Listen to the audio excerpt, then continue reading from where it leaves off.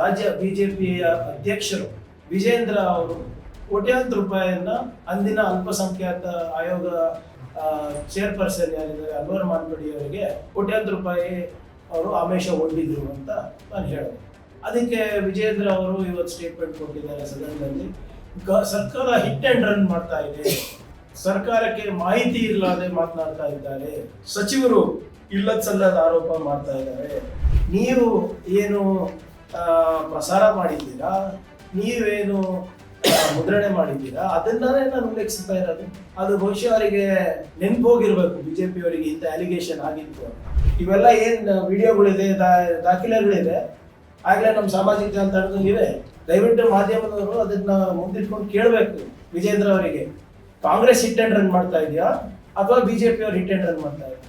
ಅವರು ನೋಡಿ 150 ಕೋಟಿ ಫಿಗರ್ ಏನ್ ಬಂತು ಅಂದ್ರೆ ಅವರು ಕೋಟ್ಯಾಂತರ ರೂಪಾಯಿ ಅಂತಾನೆ ಹೇಳ್ತಾರೆ ಎಲ್ಲ ಕಡೆ. ಐ ವಾಸ್ ಆಫರ್ಡ್ ಟ್ರಿಲಿಯನ್ಸ್ ಅಂತ ಹೇಳ್ತಾರೆ. ಅವ್ರು ಏನ್ ಹೇಳ್ತಾರೆ ಕೊಡ್ಲಿ, ಅದಿಲ್ಲ. I will request HM to investigate the matter. ಈಗ ಬಿಜೆಪಿ ಅವರು ವಕ್ಫ್ ಬಗ್ಗೆ ಕಳೆದ ಒಂದು ವಾರದ ಚರ್ಚೆ ಮಾಡ್ತಾರೆ. ಆದರೆ ಇಲ್ಲಿವರೆಗೂ ಕೂಡ ಯಾವುದೇ ರೀತಿಯಾದಂಥ ದಾಖಲೆಗಳಾಗಲಿ ಅಥವಾ ಅವ್ರೇನು ಮಾಡ್ತಾ ಇರೋ ಆರೋಪಗಳಾಗಲಿ ಸಾಕ್ಷಿ ಇಲ್ಲದೆ ಜನರ ದಿಕ್ಕನ್ನು ತಪ್ಪಿಸೋ ನಿಟ್ಟಿನಲ್ಲಿ ಅವರು ಸದನದಲ್ಲಿ ಮಾತನಾಡ್ತಾ ಇದ್ದಾರೆ. ಉದಾಹರಣೆಗೆ ಕೌನ್ಸಿಲ್ನಲ್ಲಿ ವಿರೋಧ ಪಕ್ಷದ ನಾಯಕರು CT ರವಿ ಅವರು, ಇಲ್ಲಿ ಕೂಡ ಕೆಳಗಿನ ಮನೆಯಲ್ಲಿ ವಿರೋಧ ಪಕ್ಷ ನಾಯಕರು, ಹಲವಾರು ಜನ ವಕ್ಫ್ ಆಸ್ತಿ ಬಗ್ಗೆ ಯಾವ ರೀತಿ ಮಿಸ್ಇನ್ಫಾರ್ಮೇಶನ್ ಕೊಡ್ತಾ ಇದ್ದಾರೆ ಅಂದ್ಬಿಟ್ಟು ನೀವು ರೆಕಾರ್ಡ್ ತೆಗೆದು ನೋಡ್ಬೋದು. ಉದಾಹರಣೆಗೆ ಕೌನ್ಸಿಲ್ನಲ್ಲಿ ಏನು ಹೇಳ್ತಾರೆ ಅಂದರೆ, ಕಾಲಮ್ 11ನಲ್ಲಿ ಹೆಸರು ಬಂದ್ಬಿಟ್ರೆ ಆಬ್ಸಲ್ಯೂಟ್ ಓನರ್ಶಿಪ್ ಬಂದ್ಬಿಡುತ್ತೆ. ತಮ್ಗೆಲ್ಲರೂ ಗೊತ್ತಿರೋ ಹಾಗೆ ರೆವಿನ್ಯೂ ಇದ್ರ ಪ್ರಕಾರ ನಿಯಮಗಳ ಪ್ರಕಾರ ಕಾಲಮ್ 11ನಲ್ಲಿ it is not the right to ownership. ಏನು ಯಾರನ್ನ ಮಾಡ್ಕೊಂತಾರೆ. ಈಗ ಅಗ್ರಿಕಲ್ಚರ್ ಇರಿಗೇಷನ್ಗೆ ಅಗ್ರಿಕಲ್ಚರ್ ಲ್ಯಾಂಡ್ಸ್ ಅನ್ನ ಭೂಸ್ವಾಧೀನ ಮಾಡೋಕ್ಕೆ ಹೋದಾಗಿರ್ಬೋದು, industry column 11 is nothing but it is not absolute ownership. Column 9ನಲ್ಲಿ ಬಂದರೆ ಅದು ಆಬ್ಸಲ್ಯೂಟ್ ಓನರ್ಶಿಪ್. ಮತ್ತೆ ಟ್ರಿಬ್ಯುನಲ್ ಅಲ್ಲಿ ಆಗ್ಬಿಟ್ರೆ ಏನೋ ಅದೇ ಫೈನಲ್ಲು, ಅದಕ್ಕೆ ಅಪೀಲ್ ಹೋಗೋಕ್ಕಾಗಲ್ಲ ಅಂತ ಎಲ್ಲ ಹೀಗೆ ಮಿಸ್ಇನ್ಫಾರ್ಮೇಶನ್, ಫೇಕ್ ನ್ಯೂಸ್ ಅನ್ನ ಸದನದಲ್ಲಿ ಕೊಡ್ತಾ ಇದ್ದಾರೆ. ಹಾವೇರಿ ರೈತನ ಆತ್ಮಹತ್ಯೆ ಬಗ್ಗೆ ಕೂಡ ಅವರು ಏನು ಹಿಂದಿನ ನಿಮ್ಮ ಬೆಂಗಳೂರು ಸೌತ್ MP ಅವರು ಡಿಲೀಟ್ ಮಾಡಿರೋದು ಮತ್ತು ಪ್ರಸ್ತಾಪ ಮಾಡಿದ್ದಾರೆ.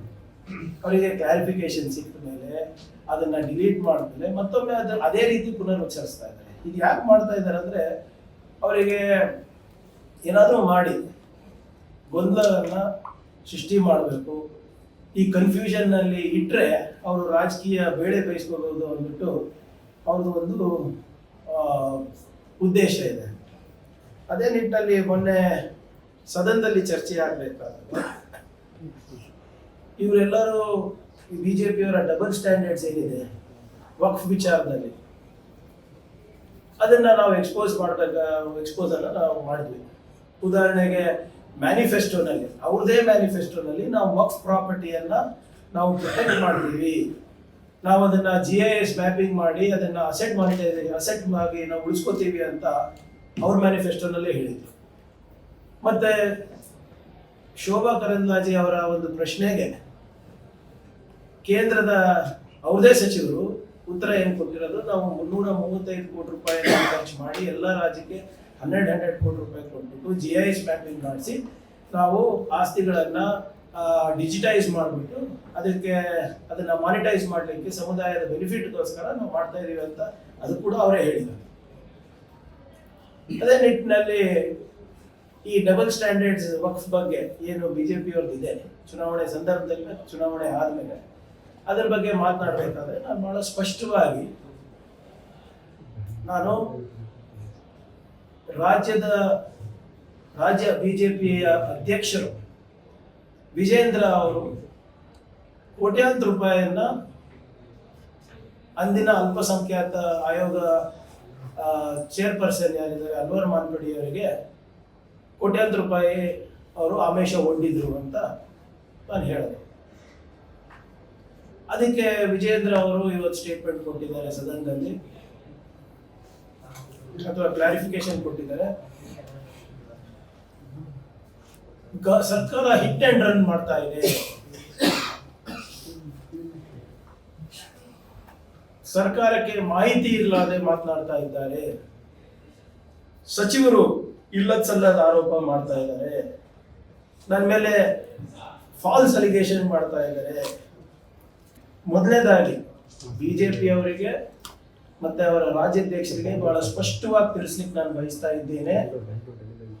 ಈ ಆರೋಪ ಕಾಂಗ್ರೆಸ್ನವರಾಗ್ಲಿ, ಕಾಂಗ್ರೆಸ್ಸಿನ ಮುಖ್ಯಮಂತ್ರಿಗಳಾಗ್ಲಿ, ಉಪಮುಖ್ಯಮಂತ್ರಿಗಳಾಗ್ಲಿ ಅಥವಾ ನಾನಾಗ್ಲಿ ಮಾಡಿಲ್ಲ. ಈ ಅಕ್ಯೂಸಿಷನ್, ಈ ಅಲಿಗೇಷನ್ ಮಾಡಿರೋದು ನಿಮ್ಮ ಪಕ್ಷದ ಪ್ರಮುಖ ವಕ್ತಾರರು ಮತ್ತೆ ನೀವು ಅಪಾಯಿಂಟ್ ಮಾಡಿದಂಥ ಅಧ್ಯಕ್ಷರು, ಅಲ್ಪಸಂಖ್ಯಾತರ ಆಯೋಗದ ಅಧ್ಯಕ್ಷರು ಅನ್ವರ್ ಮಾನ್ಪಡೆ ಅವರು. ಅವ್ರು ಯಾವ ಪಾರ್ಟಿದವರು? ಅವ್ರು ಕಾಂಗ್ರೆಸ್ನವರ? ಇಲ್ಲ, ರೂಲ್ ಪ್ರಕಾರ ಮಾಡಿಲ್ಲ ಅಂತ ವಿರೋಧ ಪಕ್ಷದ ನಾಯಕರು. It's already in public domain. ನಾನು ಹೊಸದಾಗಿ ಏನಾದರೂ ಹೇಳ್ತಾ ಇದ್ರೆ ನಾನು ಹೌದಪ್ಪ, ನಾವು ಮಾಡಿ ನಾನು ಪರ್ಮಿಷನ್ ತಗೋಬೇಕು, ಅದು ಇದು ಮಾಡಬೇಕು, I have to place the documents. I am merely quoting what is already in the press. ನೀವು ಏನು ಪ್ರಸಾರ ಮಾಡಿದ್ದೀರಾ, ನೀವೇನು ಮುದ್ರಣೆ ಮಾಡಿದ್ದೀರಾ, ಅದನ್ನೇ ನಾನು ಉಲ್ಲೇಖಿಸ್ತಾ ಇರೋದು. ಅದು ಬಹುಶಃ ಅವರಿಗೆ ನೆನಪೋಗಿರ್ಬೇಕು, ಬಿಜೆಪಿ ಅವರಿಗೆ ಇಂಥ ಅಲಿಗೇಷನ್ ಆಗಿತ್ತು ಅಂತ. ನಾವು ಒಂದು 30 ಸೆಕೆಂಡ್ದು ಒಂದು 4 ವಿಡಿಯೋಗಳನ್ನು ತಮ್ಮ ಮುಂದೆ ಪ್ರಸ್ತಾಪ ಮಾಡ್ತೀವಿ. ಅದಾದಮೇಲೆ ತಾವೇ ತೀರ್ಮಾನ ತಗೊಳ್ಳಿ. ಆಮೇಲೆ ಇದೆಲ್ಲನೂ ಕೂಡ ಯಾವುದೋ ಒಂದು ಯಾವುದು ಫೇಸ್ಬುಕ್ನಲ್ಲಿ ಹಾಕಿದ್ದು ಅಥವಾ ಯಾರೋ ಒಬ್ಬ ಯೂಟ್ಯೂಬರ್ ಹಾಕಿದ್ದು ಅಥವಾ ಯಾವುದೋ ಒಂದು ಮೊಬೈಲಲ್ಲಿ ಶೂಟಿಂಗ್ ಮಾಡಿರೋದಂತ ಅಲ್ಲ. ಪ್ರತಿಷ್ಠಿತ ಚಾನೆಲ್ಗಳಲ್ಲಿ ಬಂದಿರೋದು. ಪ್ರತಿಷ್ಠಿತ ಚಾನೆಲ್ಗಳಿಗೆ ಸಂವಾದವನ್ನು ಇವರು ನೀಡಿರೋದು. ಕೆಲವು ಅಂಶಗಳನ್ನು ಹೇಳ್ತೀವಿ. ದಯವಿಟ್ಟು ತಮ್ಮ ಹಿಂದಿನಂತೆ ತಮ್ಮ ಸಹಕಾರ ಸಹನೆ ಇರಲಿ. ಸಹಜವಾಗಿ ನನ್ನಂತ ಮನುಷ್ಯನಿಗೆ ಕೋಪ ಬರಲೇಬೇಕು. ನಾನು 2,30,000 ಕೋಟಿಯ ಒಂದು ಹಗಲು ಹೊರತಂದು 150 ಕೋಟಿ ರೂಪಾಯಿಯ ಅಮಿಷನ್ ಕೊಟ್ಟಿದ್ದು ನನ್ನನ್ನು ತಗೊಳ್ಳೋದು ಇದ್ದವನು. ಹಾಗೆ ಇಂಥ ಒಂದು ಒಳ್ಳೆ ಕಾರ್ಯಗಳನ್ನು ತಂದಾಗ ಇದನ್ನು ಅನುಸರಿಸಿದ್ದರೆ ನಾನು ಕೋಪ ಮಾಡಿದ ಮತ್ತೇನು ಮಾಡ್ತೀನಿ. ರಾಜ್ಯದಲ್ಲಿ ಬಹಳಷ್ಟು ಚರ್ಚೆಗೆ ಗ್ರಾಸವಾಗಿತ್ತು ತಮ್ಮ ವರದಿ. ಆದ್ರೆ ತಮ್ಮ ವರದಿ ಕಸದ ಗುಂಡಿ ಸೇರಿದೆ ಎನ್ನುವಂತಹ ಮಾತುಗಳು ಕೂಡ ಕೇಳಿ ಬರ್ತಾ ಇದೆ. ನಿಮ್ಮದೇ ಸರ್ಕಾರ ಇದೆ, ಆದ್ರೆ ಯಾಕೆ ಇದ್ರ ಬಗ್ಗೆ ಯಾವುದೇ ಒಂದು ಮುಂದಿನ ಒಂದು ಇದು ನೋಡಬಾರ್ದು? ಅದೇ ಹೇಳಿದಲ್ಲ, ಯಾವುದೋ ತರದ ಪ್ರಭಾವ ಬೀರಬೇಕು. ಆದ್ರೆ ನನ್ನ ರಿಪೋರ್ಟ್ ಏನಿದೆ ಅದು ಕಸಬುಟ್ಟಿ ಹೋಲಿಕೆ ಸಾಧ್ಯನೇ ಇಲ್ಲ. ಸಹಜವಾಗಿ ಬಹಳ ಸ್ಪಷ್ಟವಾಗಿ ಹೇಳ್ತಾರೆ, 2.5 ಲಕ್ಷ ಕೋಟಿ ರೂಪಾಯಿ ಹಗರಣ ಇದೆ. ಮತ್ತೆ ಅವ್ರ ಪಕ್ಷದವರೇ ಅವ್ರಿಗೆ ಸಹಕಾರ ನೀಡ್ತಾ ಇಲ್ಲ ಅಂತ ಹೇಳ್ತಾರೆ. ಬಹುಶಃ ಬಹಳ ಪ್ರಭಾವಿಗಳು ಅವರಿಗೆ ಪ್ರಭಾವ ಬೀರಿರ್ಬೇಕು ಅಂದ್ಬಿಟ್ಟು ಅವರು ಹೇಳ್ತಾರೆ, ನಾವಲ್ಲ. ನಾನು ಬಿಜೆಪಿ ಪಕ್ಷದಲ್ಲಿದ್ದು ಬಿಜೆಪಿ ಕೊಟ್ಟ ಯಾವ ಅಧಿಕಾರ ಇದೆಯೋ ಮೈನಾರಿಟಿ ಕಮಿಷನ್, ಆಗ ನಮ್ಮ ನಾಯಕರ ಚರ್ಚಿಸಿನೇ ಈ ಒಂದು ದೊಡ್ಡ ಹಗರಣದ ಹೊರತಂದವನ್ನ ನಾಯಕರ ಜೊತೆ ಚರ್ಚಿಸಿ. ಬಿಜೆಪಿ ಮಾತ್ರ ಅಲ್ಲ, ಸಂಘದವರು ಕೂಡ RSS ಅವರು ಕೂಡ ಒಳ್ಳೇದು ಮಾಡ್ತಾ ಇದ್ರ ಅಂತ ಹೇಳ್ತಾರೆ. ಇದನ್ನ ಲಾಜಿಕ್ ತಕೊಂಡು ಹೋಗ್ಬೇಕಂತ ಹೇಳಿದ್ದು ಕೂಡ ಅವರೇ ಬಂದು ಶ್ರೀಮತಿ ಕೂತ್ಕೊಂಡು ಅರಮನೆ ಪಾಡಿ ರಿಪೋರ್ಟ್ ಅನ್ನ ಮಂಡನೆ ಮಾಡಬೇಕು ಮತ್ತು ಅದನ್ನ ಇಂಪ್ಲಿಮೆಂಟ್ ಮಾಡಬೇಕು ಹೇಳಿದ್ರು. ಆ ವಿಷಯದಲ್ಲಿ ಬಹಳಷ್ಟು ನಾವು ಒಟ್ಟಿಗೆ ಇದ್ವಿ. ಆದ್ರೆ ಬರಬರ್ತಾ ತೋರುಬಲ, ಅದು ಹಣಬಲ ಏನಿದೆಯೋ ಈ ಕಳ್ಳರದು, ಅಂದ್ರೆ ಯಾರು ಈ ಲಪ್ಪಣಿಸಿದವರು ನಮ್ಮ ಆಸ್ತಿಗಳನ್ನ, ಅದು ಜಾಸ್ತಿಯಾಗಿ ನಮ್ಮ ನಾಯಕರ ಮೇಲೆ ಪ್ರಭಾವ ಬೀರಿತು ಎಂಬ ಸಂದೇಹ ನಮ್ಗೆ ಬರ್ತಾ ಇದೆ. ಬಹಳ ಸ್ಪಷ್ಟವಾಗಿ ಏನ್ ಹೇಳ್ತಾರೆ ಅಂದ್ರೆ, ಇಲ್ಲಿ ನನಗೆ RSS ಅವರ ಕೂಡ ಆಶೀರ್ವಾದ ಇದೆ, ಇದರಲ್ಲಿ ಸಂಘದ ಆಶೀರ್ವಾದ ಇದೆ. ಅವರೇ ನೀನು ಒಳ್ಳೆ ಕೆಲಸ ಮಾಡ್ತಾ ಇದೆ, ಇದು ಮುಂದುವರಿಸಬೇಕು, ಇದನ್ನ ನೀವು ಲಾಜಿಕಲ್ ಎಂಡಿಗೆ ತಗೊಂಡು ಹೋಗ್ಬೇಕು ಅಂದ್ಬಿಟ್ಟು ಹೇಳ್ತಾರೆ. ಮತ್ತೆ ಅವರೇ ಹೇಳ್ತಾರೆ, ಯಾರೋ ಪ್ರಭಾವ ಬೀರಿರ್ಬೇಕು ನಮ್ಮ ಪಕ್ಷದವ್ರ ಮೇಲೆ, ಅವರು ನನ್ನ ಮೇಲೆ ಪ್ರಭಾವ ಬೀರಕ್ಕೆ ಪ್ರಯತ್ನ ಮಾಡ್ತಾ ಇದ್ದಾರೆ ಅಂತ ಹೇಳ್ತಾರೆ.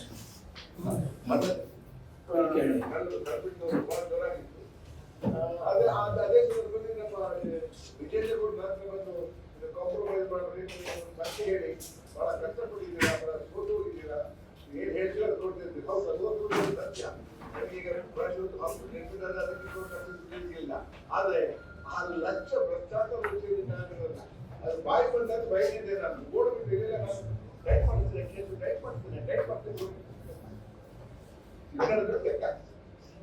ನೋಡಿ, ಯಾರು ಹೇಳ್ತಾ ಇರೋದು ಇದು?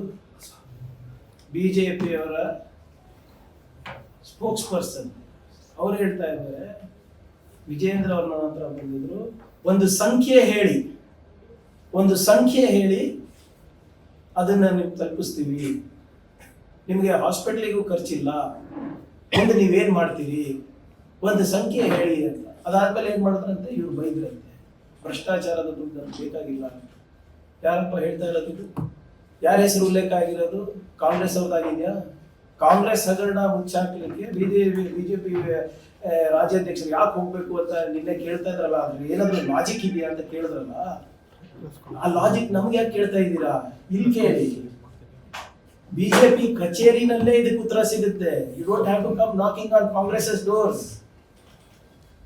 ನಾವ್ ಹೇಳ್ತಾ ಇಲ್ಲ, ನೀವು ನಿಮ್ಮ ವಕ್ತಾರರ ಕೈಲಿ ಬೈಸ್ಕೊಂಡಿದ್ದೀರಾ ಅಂತ ಅವರೇ ಹೇಳ್ತಾ ಇದ್ದಾರೆ. ಅವ್ರಿಗೆ ಹೇಳಿದ್ಮೇಲೆ ಟೈಟ್ ಮಾಡ್ತೀವಿ ಅಂತ ಹೇಳಿದ ಹೋಗ್ಬಿಟ್ಟಿರಂತೆ. It's not Congress allegation. This allegation is made by your own party people. ಇದು ಒಂದು ಕೊನೆದು ಒಂದು ನೋಡಿ. ಸಿಎಂ ಮತ್ತು ಅವರ ಮಗ ಈ ಒಂದು ಭ್ರಷ್ಟಾಚಾರಕ್ಕೆ ತುತ್ತಾಗಿದ್ದಾರೆ. ಅವರ ಮಗ ನರೇಂದ್ರ ಬಂದು ನನ್ನ ಆಫೀಸಿಗೆ ಕೂರಿಸಿಕೊಂಡಿದ್ದಾಗ ಅವರೊಂದು ಹೇಳಿದ ಮಾತುಗಳು ಹಾಕಿದ್ದಾರೆ. ನೀವು ಬಹಳಷ್ಟು ಹೋರಾಟ ಮಾಡಿದ್ದೀರಿ, ವಿಜೇಂದ್ರ ಮಾತಾಡ್ತಿರ್ತಾರೆ, ಬಹಳಷ್ಟು ಹೋರಾಟ ಮಾಡ್ಕೊಂಡಿದ್ದೀರಿ. ಈಗ ಸ್ವಂತ ನಿಮ್ಮ ಜೀವನ ಮಾಡಿಕೆ ಬೇಕಾದ ಹಣ ಇಲ್ಲ. ಯಾವುದಾದ್ರು ದೊಡ್ಡ ಸಂಖ್ಯೆ ಹೇಳಿ ಏನು ಹೇಳ್ತೀವಿ ಅದು ಕೊಡುತ್ತೇನೆ. ಇಲ್ಲಿಗೆ ಮರೆತುಬಿಡು, ನಿಮ್ಮ ಈ ರಿಪೋರ್ಟ್ ಇಲ್ಲಿಗೆ ಮರೆತುಬಿಡು ಅಂತ ಹೇಳಿ ನಾನು ಸಿಟ್ಟುಬಿಟ್ಟು ಅವರಿಗೆ ಬೈದಾಗ ಏನ್ ತಿಳ್ಕೊಟ್ಟಿನಿ, ನೀನು ನಂಗೆ ರಚನೆಗಳು ಬರಲಿಲ್ಲ, ಅವರೇ ಬಂದಿದ್ದು ಅವರೇ ಉದ್ಯೋಗಿಸಿದಾಗ ನೀನು ಯಾರು ಕೆಲಸ ಬೈದಿಲ್ಲ ಹೆದರಿ ಓಡಿದ್ರು. ಇಲ್ಲಿಲ್ಲ, ನಾವು ಕೇಸನ್ನು ಟೈಪ್ ಮಾಡುವ ಅಂತ ಹೇಳಿ ನಿರ್ಮಾಣ ಇಟ್ಕೊಂಡು ಓಡಿಬಿಟ್ಟು ಸಿಎಂ ಮತ್ತು ಅವರ ಮಗ ಈ ಒಂದು ಭ್ರಷ್ಟಾಚಾರಕ್ಕೆ ತುತ್ತಾಗಿದ್ದಾರೆ. ಅವರ ಮಗ ನನ್ನ ಹತ್ರ ಬಂದು ನನ್ನ ಆಫೀಸಿಗೆ ಕೂತ್ಕೊಂಡಿದ್ದಾಗ ಅವರನ್ನು ಹೇಳಿದ ಮಾತುಗಳು ಹಾಕಿದ್ದೇನೆ. ನೀವು ಬಹಳಷ್ಟು ಹೋರಾಟ ಮಾಡಿದ್ದೀರಿ, ಕೆಲಸ ವಿಜೇಂದ್ರಕ್ಕೆ ಮಾತಾಡ್ತಿರ್ತಾರೆ, ಬಹಳಷ್ಟು ಹೋರಾಟ ಮಾಡ್ಕೊಂಡಿದ್ದೀರಿ, ಬಹಳಷ್ಟು ನೋಟಿದ್ದೀರಿ. ಈಗ ನಿಮಗೆ ಸ್ವಂತ ನಿಮ್ಮ ಜೀವನ ಮಾಡಲಿಕ್ಕೆ ಬೇಕಾದ ಹಣ ನಿಮ್ಮಲ್ಲಿಲ್ಲ. ಯಾವುದಾದ್ರು ದೊಡ್ಡ ಸಂಖ್ಯೆ ಹೇಳಿ ಏನು ಹೇಳ್ತೀರೋ ಅದು ಕೊಡುತ್ತೇನೆ. ಇಲ್ಲಿಗೆ ಮರೆತುಬಿಡು, ನಿಮ್ಮ ರಿಪೋರ್ಟ್ ಇಲ್ಲಿಗೆ ಮರೆತುಬಿಡು ಅಂತ ಹೇಳಿ ನಾನು ಸಿಟ್ಟುಬಿಟ್ಟು ಅವರಿಗೆ ಬೈದಾಗ ಏನ್ ತಿಳ್ಕೊಟ್ಟಿನಿ, ನೀನು ನಂಗೆ ರಚನೆಗಳು ಬರಲಿಲ್ಲ, ಅವರೇ ಬಂದಿದ್ದು ಅವರೇ ಉದ್ಯೋಗಿಸಿದಾಗ ನೀನು ಯಾರು ಕೆಲಸ ಬರಲಿಲ್ಲ ಹೇಳಿ ಓಡಿದ್ರು. ಇಲ್ಲಿಲ್ಲ, ನಾವು ಕೇಸನ್ನು ಟೈಪ್ ಮಾಡುವ ಅಂತ ಹೇಳಿ ನಿರ್ಮಾಣ ಇಟ್ಕೊಂಡು ಓಡಿಬಿಟ್ಟು ಸಿಎಂ ಮತ್ತು ಅವರ ಮಗ ಬಹಳ ಸ್ಪಷ್ಟವಾಗಿ ಹೇಳ್ತಾ ಇದ್ದಾರೆ. ಸಿಎಂ ಮತ್ತೆ ಅವ್ರ ಮಗ ವಿಜೇಂದ್ರ ಬಗ್ಗೆ ಮಾತಾಡ್ತಾ ಇದ್ದೀನಿ ಅಂತ ಅವರೇ ಹೇಳ್ತಾ ಇರೋದು, ಪ್ರಿಯಾಂಕರ್ಗೆ ಹೇಳ್ತಾ ಇಲ್ಲ. ಬೈದಾಗ ಗನ್ಮೆನ್ ಇಟ್ಕೊಂಡು ಓಡೋಗ್ಬಿಟ್ರಂತೆ. ಯಾಕೆ ಓಡೋಗಂತ ಏನ್ ಪರಿಸ್ಥಿತಿ ಬಂತು? ಏನ್ ಸಂಖ್ಯೆ ಕೇಳ್ಬಿಟ್ಟು ಓಡೋಗ್ಬಿಟ್ರ? ಏನ್ ಸಂಖ್ಯೆ ಹೇಳಿಲ್ಲ ಅದಕ್ಕೆ ಓಡೋಗ್ಬಿಟ್ರ ಅವರು? ಇಲ್ಲ, ಕೊನೆಯದಾಗಿದ್ದು ಒಂದು ನೋಡ್ಬಿಡಿ certificate.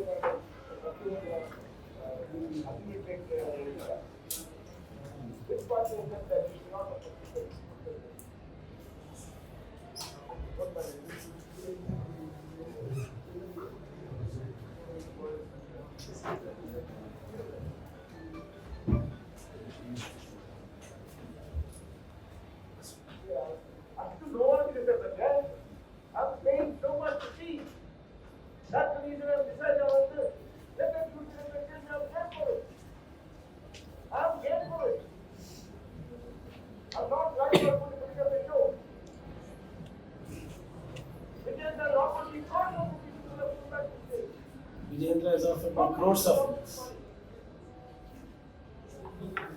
And very frankly, I'm not as comfortable as I was earlier. So this is a problem. My hope that I'm silent. I'm really going to put it back in everybody. Let them decide whether they have offered me money or not. Don't know.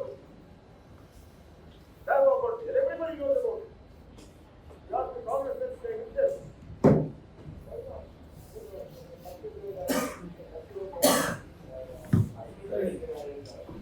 ಒಂದ್ ಸರಿ ಅಲ್ಲ, ಎರಡ್ ಸರಿ ಅಲ್ಲ, 16 ಬಾರಿ ಇದನ್ನ ಉಲ್ಲೇಖಿಸಿದ್ದಾರೆ. BJP ಅವರು ನನಗೆ ಆಮಿಷ ಕೊಟ್ಟರು, ಅದನ್ನು ರಾಜ್ಯಾಧ್ಯಕ್ಷರೇ ನನಗೆ ಆಮಿಷ ಕೊಟ್ಟಿರೋದು ಅಂತ ಬಹಳ ಸ್ಪಷ್ಟವಾಗಿ ಹಲವಾರು ಬಾರಿ ಉಲ್ಲೇಖಿಸಿದ್ದಾರೆ. ಅದನ್ನ ಇವತ್ತು ನಾವು ಹಿಟ್ ಅಂಡ್ ರನ್ ಮಾಡಿದೀವಿ ಅಂತ ಹೇಳ್ತಾರೆ. How is that hit and run? ಇಲ್ಲಿ ನೋಡಿ, BJP neta takes swipe at own party. BJP deputy spokesperson and ex chairman of Karnataka state minority commission Anwar Manippady. ಇದು ಯಾವತ್ತಿದ್ದು? ಜೂನ್ 28, 2022. ಅದೇ ಸಂದರ್ಭದಲ್ಲಿ ವಕ್ಫ್ ಆಸ್ತಿ ಕಬಳಿಕೆ ಹೇಳಿದಂತೆ ನಡೆದುಕೊಳ್ಳುತ್ತಾರ ಸಚಿವ ಶಶಿಕಲಾ ಜೊಲ್ಲೆ.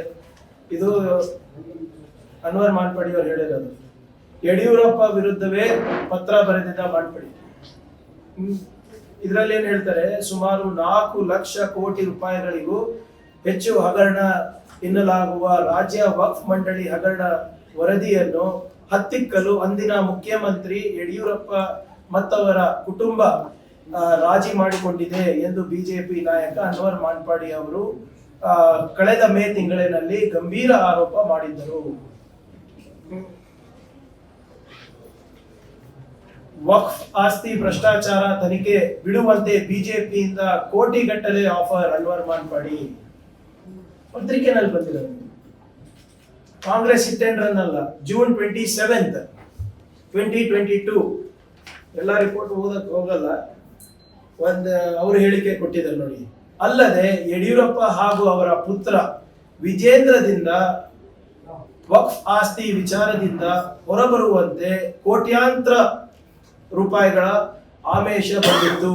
ಆದರೆ ನಾನು ಯಾವುದೇ ಆಮಿಷಗಳಿಗೆ ಬಲಿಯಾಗದೆ ನನ್ನ ಸೈದ್ಧಾಂತಿಕ ವಿಚಾರಗಳ ಬಗ್ಗೆ ಅಚಲನಾಗಿದ್ದೇನೆ. ಪ್ರಿಂಟ್ ಮೀಡಿಯಾನಲ್ಲಿ ಬಂದಿರೋದು. Minorities being harassed. Karnataka BJP spokesperson Anwar Manpadi scathing attack on own government. June 27th.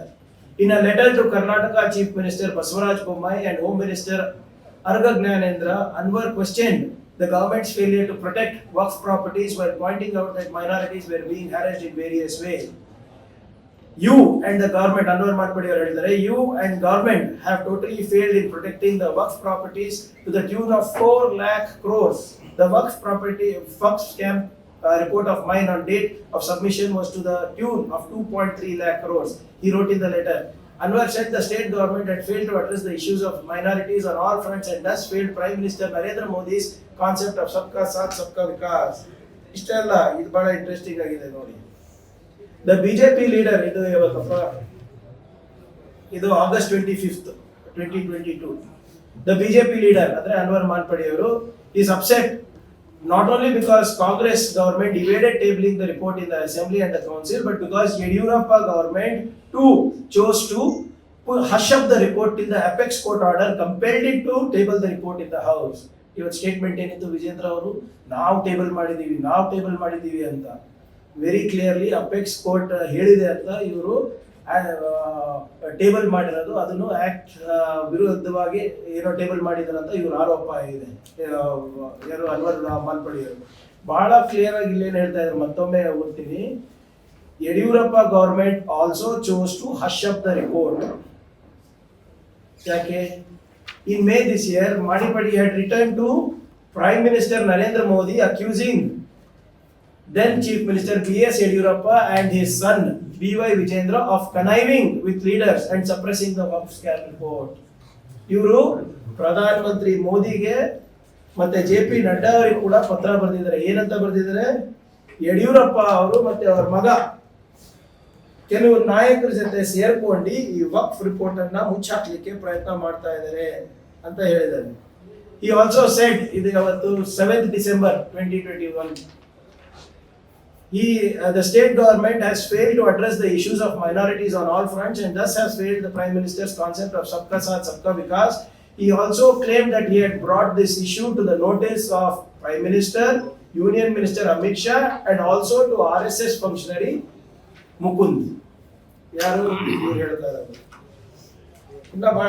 ಇದೆಲ್ಲ ಇವ್ರ ಹೇಳಿಕೆ ಇದೆ, ಪ್ರಕರಣವನ್ನು ಮುಚ್ಚಲು ಆಗಿನ ಮುಖ್ಯಮಂತ್ರಿ ಯಡಿಯೂರಪ್ಪ ಪುತ್ರ ವಿಜೇಂದ್ರ ಅವರ ಕೋಟ್ಯಾಂತರ ರುಗಳು ಆಮಿಷ ಒಡ್ಡಿದ್ದರು. ಆದರೂ ನಾನು ವಿರೋಧಿಸಿ ಮಾಧ್ಯಮಗೋಷ್ಠಿ ನಡೆಸಿದ್ದೆ. ಅದನ್ನ ವಿರೋಧಿಸಿ ಅವರು ಪ್ರೆಸ್ ಕಾನ್ಫರೆನ್ಸ್ ಕೂಡ ಮಾಡಿದ್ದಾರೆ ಅಂತ ಹೇಳ್ತಾ ಇದ್ದಾರೆ. ಇದೀಗ ಮುಖ್ಯಮಂತ್ರಿ ಆಗಿರುವ ಬಸವರಾಜ ಬೊಮ್ಮಾಯಿ ಅವರಿಗೂ ವಕ್ಫ್ ಆಸ್ತಿ ಕಬಳಿಕೆ ಪ್ರಕರಣದ ತನ್ನ ವರದಿ ಅನುಷ್ಠಾನಗೊಳಿಸಲು ಹಲವು ಬಾರಿ ತಿಳಿಸಿದ್ದೇನೆ. ಪ್ರಕರಣವನ್ನು ಇನ್ನೊಂದು ಪತ್ರಿಕೆಯಲ್ಲಿ ಪ್ರಕರಣವನ್ನು ಮುಚ್ಚಲು ಆಗಿನ ಮುಖ್ಯಮಂತ್ರಿ ಯಡಿಯೂರಪ್ಪ ಪುತ್ರ ವಿಜೇಂದ್ರ ಅವರು ಕೋಟ್ಯಾಂತರ ರೂಪಾಯಿಗಳನ್ನು ಆದೇಶ ನೀಡಿದ್ದರು. ಅದನ್ನು ನಾನು ವಿರೋಧಿಸಿ ಮಾಧ್ಯಮಗೋಷ್ಠಿ ನಡೆಸಿದ್ದೆ. ಇದೀಗ ಮುಖ್ಯಮಂತ್ರಿ ಆಗಿರುವ ಬಸವರಾಜ ಬೊಮ್ಮಾಯಿ ಕೂಡ ನಾನು ಇದೇ ಸೇಮ್ ಹೇಳಿದ್ದಾರೆ. ಆದರೆ ಇದರ ಬಗ್ಗೆ ಸ್ಪಂದನೆ ನೀಡದೆ ಇರುವುದರಿಂದ ಬೇಸತ್ತು ನನಗೆ ಸರ್ಕಾರದಿಂದ ನೀಡಿರುವ ಗನ್ಮ್ಯಾನ್ ಮತ್ತು ಸರ್ಕಾರದ ಸವಲತ್ತುಗಳನ್ನು ಹಿಂದಿರುಗಿಸುತ್ತಿದ್ದೇನೆ ಎಂದು ಘೋಷಿಸಿದರು. ನಾವು ಕೇಳ್ತಾ ಇರೋದು, ನೀವು ಹಿಟ್ ಅಂಡ್ ರನ್ ಅಂತ ಇದ್ರಲ್ಲಪ್ಪ, ಹಿಟ್ ಅಂಡ್ ರನ್ ನಾವು ಮಾಡ್ತಾ ಇಲ್ಲ, ನಿಪ್ಪಾಟಿಯವರೇ ಮಾಡ್ತಾ ಇರ್ಬೇಕು. ಮತ್ತೆ ಇದಕ್ಕೆ ನೀವು ಹೇಳ್ತಾ ಇದ್ರಲ್ಲ ಕೆಳಗಡೆ CBI ಕೊಟ್ಟು ಬಹಳ ಕೊಡ್ಬೇಕು, ಇದು ಬಹಳ ನಂಬಿಕೆ ಬಂದ್ಬಿಟ್ಟಿದೆ ಹಂಗೆ.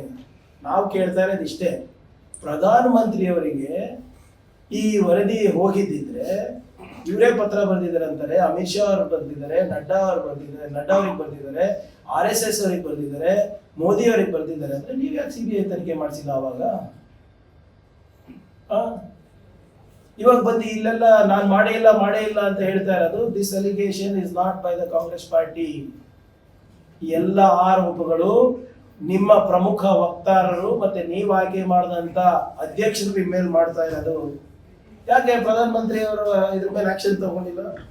ಆಮೇಲೆ ಅನ್ವರ್ ಮಾನ್ಪಾಡಿ ಅವರು ಅಲಿಗೇಷನ್ ಸುಳ್ಳಿದ್ದಿದ್ರೆ ಇವ್ರು ಯಾಕೆ ಆಕ್ಷನ್ ತಗೊಂಡಿಲ್ಲ ಪಾರ್ಟಿಯವರು? ಸ್ಕೋಪ್ ಯಾರೋ ಒಬ್ಬ ವಕ್ತಾರರು, ಮಾಜಿ ಅಧ್ಯಕ್ಷರು ಒಬ್ಬ ಮುಖ್ಯಮಂತ್ರಿ ಮೇಲೆ ಮತ್ತೆ ಅವರ ಪುತ್ರದ ಮೇಲೆ ಮತ್ತೆ ರಾಜ್ಯಾಧ್ಯಕ್ಷರ ಮೇಲೆ ಆರೋಪವನ್ನ ಮಾಡಿದಾಗ ಅದು ಸುಳ್ಳಿದ್ದಿದ್ರೆ ಇವ್ರು ಯಾಕೆ ಆಕ್ಷನ್ ತಗೊಂಡಿಲ್ಲ? ಒಂದು ನೋಟಿಸ್ ಅನ್ನ ಕೊಟ್ರ ಅನ್ವರ್ ಮಾನ್ಪಾಡಿಗೆ, ಇದು ಯಾಕೆ ಹಿಂಗ್ ಮಾತಾಡ್ತಾ ಇದ್ದೀರಾ, ಇದ್ರಲ್ಲಿ ಏನಾದ್ರು ನಿಜ ಇದೆಯಾ ಸುಳ್ಳಿದ್ಯಾ, ನೀವು ನೋಟಿಸ್ ನೀವು ಉತ್ತರ ಕೊಟ್ಟಿಲ್ಲ ಅಂದ್ರೆ ನಿಮ್ಮ ಪಕ್ಷದಿಂದ ಉಚ್ಚಾಟನೆ ಮಾಡ್ತೀನಿ ಅಂತ. Anybody can accuse in BJP, anybody can accuse their own CM, their own state president and get away.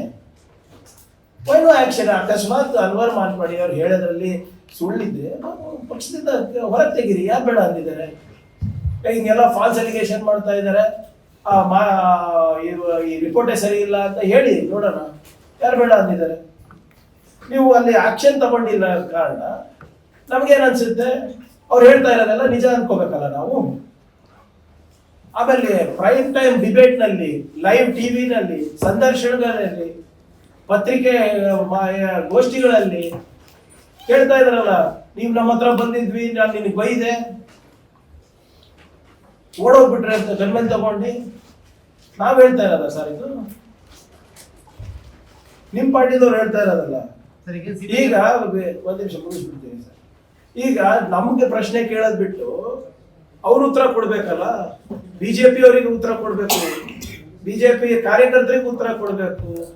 ಮತ್ತೆ ಏನಿದು ಬೂಟಾಟಿಕೆ ನಡೆಸಿದಿರಲ್ಲ, ಬೀದರಿಂದ ಚಾಮರಾಜನಗರ ವಕ್ಫ್ ವಿರುದ್ಧವಾಗಿ ನಾವು ಏನೋ ದೊಡ್ಡ ಪಾದಯಾತ್ರೆ ಮಾಡ್ತೀವಿ, ಕ್ರಾಂತಿ ತರ್ತೀವಿ, ನಾವು ಏನೇನೋ ರಾಷ್ಟ್ರಗಳು ಕಟ್ತೀವಿ ಅಂತ ಹೇಳ್ತಾ ಇದ್ರಲ್ಲ, ನಿಮ್ ಬೂಟಾಟಿಕೆ ಎಕ್ಸ್ಪೋಸ್ ಆಗಿದೆ ಅಲ್ಲ ಸರ್? ಯಾರು ಪರವಾಗಿ ಹೋಗಿದ್ರಿ ನೀವು?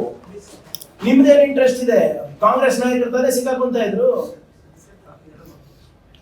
ಯಾರೇ ಹ್ಯಾರಿಸ್ ಅವ್ರದ್ದು ಹೆಸರಿತ್ತು ಇದೆ, CM ಇಬ್ರಾಹಿಂ ಅವ್ರ ಹೆಸರಿದೆ, ಖರ್ಗೆ ಅವ್ರ ಹೆಸರಿದೆ, ದಿವಂಗತ ಧರಮ್ ಸಿಂಗ್ ಸಾಹೇಬ್ರ ಹೆಸರಿದೆ. ನೀವ್ಯಾಕೆ ಹೋಗಿದ್ರಿ? ಇದಕ್ಕೇನು ಲಾಜಿಕ್ ಅಂತ ಕೇಳ್ತಾ ಇದ್ದೀರಲ್ಲ, that logic should be explain by you. ಯಾಕಂದ್ರೆ ಈಗ 100 ಜನ ಕಾಂಗ್ರೆಸ್ ಅವರು ಇದ್ದಾಗ ಯಾವ್ದಾದ್ರು ಒಬ್ಬರ ಹೆಸರನ್ನ ತಗೊಂಡ್ರ ಅವರು ಆಮಿಷ ಕೊಟ್ಟಿದ್ದಾರೆ ಅಂತ? ತಗೊಂಡಿದ್ದು ವಿಜೇಂದ್ರ ಅವರ ಹೆಸರು, ಹೇಳಿದ್ದು ಬಿಜೆಪಿ ನಾಯಕತ್ವ ಅಂತ. 3 ಮುಖ್ಯಮಂತ್ರಿಗಳಿಗೆ ನಾನು ಕೊಟ್ಟೆ, ಯಡಿಯೂರಪ್ಪ ಅವರಿರ್ಬೋದು, ಬೊಮ್ಮಾಯಿ ಅವರಿರ್ಬೋದು, ಮತ್ತೆ ನಿಮ್ಮ ಇವರು ಶೆಟ್ಟರ್ ಅವರಿರ್ಬೋದು, ಇವ್ರು 3 ಜನಕ್ಕೂ ವೈಯಕ್ತಿಕವಾಗಿ ನಾನು ಹೋಗ್ಕೊಟ್ಟು ಆಕ್ಷನ್ ತಗೊಂಡಿಲ್ಲ. ಇವ್ರು ಕೂಡ ಮಾಡಿರ್ಬೇಕು, ನಮ್ಗೇನು ಗೊತ್ತು? ನಿನ್ನೆ ಜೋಶಿ ಅವರು ಒಂದು ಕಮೆಂಟ್ ಮಾಡಿದ್ದಾರೆ, 150 ಅಲ್ಲ 1500 ಕೋಟಿ ರೂಪಾಯಿ ಇರ್ಬೋದು, 1500 ಕೋಟಿ ರೂಪಾಯಿ ಇರ್ಬೋದು, ಹೇಳಕ್ಕಾಗಲ್ಲ.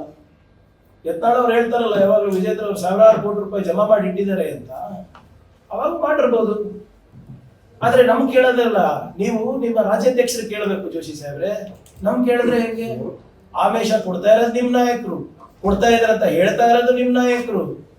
ಮತ್ತೆ 150 ಇಲ್ಲ 1500 ಇದೆ ಅಂತ ಹೇಳಿದ್ರೆ ಅದನ್ನು ನಿಜಾನೇ ಇರ್ಬೇಕು. Who knows? ಸೊ ಇವೆಲ್ಲರೂ ಕೂಡ ದಯವಿಟ್ಟು ಸುಮ್ಮನೆ ಹಿಟ್ ಅಂಡ್ ರನ್ ಅನ್ನೋದು, ಜವಾಬ್ದಾರಿ ಇರಲಾರ್ದೆ ಮಾತಾಡ್ತಾ ಇದ್ದೀವಿ ಅಂತ ಹೇಳೋದು ನಿಲ್ಲಿಸಿ, ನೀವು ಒಂದು ರಾಜ್ಯದ ನ್ಯಾಷನಲ್ ಪಾರ್ಟಿಯ ಅಧ್ಯಕ್ಷರಿದ್ದೀರ, ನೀವು ಉತ್ತರ ಕೊಡಬೇಕು. ಮೆಂಬರ್ ಆಫ್ ದಿ ಹೌಸ್, ಏನೋ ಬಹಳ ದೊಡ್ಡ ಎಲಿಗೇಷನ್ ನಾವು ಮಾಡಿದೀವಿ ಅಂತಲ್ಲ, ನಿಮ್ಮ ಪಾರ್ಟಿಯವ್ರು ಮಾಡಿರೋದು. ನಾವು ಜನರಿಗೆ ಇದನ್ನ ತಿಳಿಸ್ತಾ ಇರೋದು, ಅವ್ರು ನಿಮ್ಮ ಪಾರ್ಟಿಯವ್ರು ಏನು ಅಲಿಗೇಷನ್ ಮಾಡಿದ್ದಾರೆ ಅಂತ. ಸೊ ಆದ್ರಿಂದ ಸುಮ್ಮನೆ ನೀವು ಇಲ್ಲಿ ಸ್ಟೇಟ್ಮೆಂಟ್ ಮಾಡಿದ್ರೆ ಸಲ್ದು.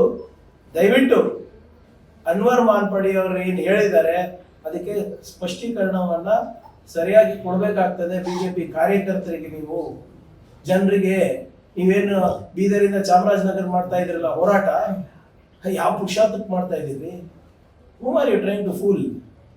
ಇವೆಲ್ಲ ಏನು ವಿಡಿಯೋಗಳಿದೆ, ದಾಖಲೆಗಳಿದೆ, ಆಗಲೇ ನಮ್ಮ ಸಾಮಾಜಿಕ ಜಾಲತಾಣದಲ್ಲಿ ಇವೆ. ದಯವಿಟ್ಟು ಮಾಧ್ಯಮದವರು ಅದನ್ನ ಮುಂದಿಟ್ಕೊಂಡು ಕೇಳಬೇಕು. ವಿಜೇಂದ್ರ ಅವರಿಗೆ ಕಾಂಗ್ರೆಸ್ ಹಿಟ್ ಅಂಡ್ ರನ್ ಮಾಡ್ತಾ ಇದೆಯಾ ಅಥವಾ ಬಿಜೆಪಿ ಅವರು ಹಿಟ್ ಅಂಡ್ ರನ್ ಮಾಡ್ತಾ ಇದ್ದಾರೆ? ಆದ್ರಿಂದ ಕೊನೆಯದಾಗಿ ಮತ್ತೊಮ್ಮೆ ಪುನರುಚ್ಚರಿಸ್ತಾ ಇದ್ದೀನಿ, ಬಿಜೆಪಿ ಅವರು ಡಬಲ್ ಸ್ಟ್ಯಾಂಡರ್ಡ್ಸ್ ಇದೆ ಇದರಲ್ಲಿ.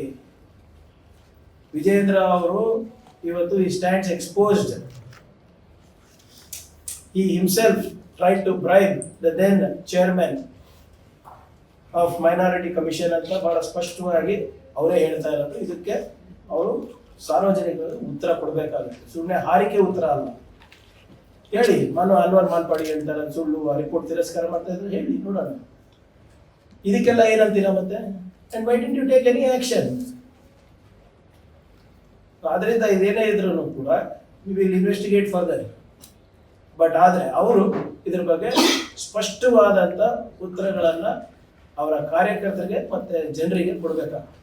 ಧನ್ಯವಾದ. ಸರಿ, ಈಗ ಅನ್ವರ್ ಮಾನ್ಪಡಿ ಅವರು ಇವತ್ತು ಅಂದ್ರೆ ನಿನ್ನೆ ಒಂದು ಸ್ಟೇಟ್ಮೆಂಟ್ ಕೊಟ್ಟಿರುವಂತದ್ದು, ಕಾಂಗ್ರೆಸ್ ಅವರು ಈಗ ಆಮಿಷ ಕೊಟ್ಟಿರುವಂತ, ನೀವು ಆಗಿ ಸ್ಟೇಟ್ಮೆಂಟ್ ಒಪ್ಪೋದಾದ್ರೆ ಈಗ ಸ್ಟೇಟ್ಮೆಂಟ್ ಒಪ್ಪಬೇಕಲ್ವಾ? ಈಗ ಬಿಜೆಪಿ ಅವರು ಈಗಿನ ಸ್ಟೇಟ್ಮೆಂಟ್ ಒಪ್ತಾರೆ, ಆಗಿನ ಸ್ಟೇಟ್ಮೆಂಟ್ ಒಪ್ಬೇಕಲ್ಲ. ನಾವಂತೂ ಅನ್ವರ್ ಮಾನ್ಪಡಿ ಅವರು ರಿಪೋರ್ಟ್ ತಿರಸ್ಕಾರ ಅವಾಗಲೇ ಮಾಡಿದ್ವಿ. We had not agree to it. ಯಾಕಂದ್ರೆ ಅದು ಪೊಲಿಟಿಕಲಿ ಮೋಟಿವೇಟೆಡ್. ಆದ್ರೆ ಯಾವುದೇ ಆಧಾರ ಇಲ್ಲಾಂದ್ರೆ ಸುಮ್ಮನೆ ಎಲ್ಲರ ಹೆಸರು ಹಾಕ್ಬಿಟ್ಟಿದ್ದಾರೆ, ಇನ್ವೆಸ್ಟಿಗೇಷನ್ ಮಾಡಿಲ್ಲ, ಏನೂ ಇಲ್ಲ.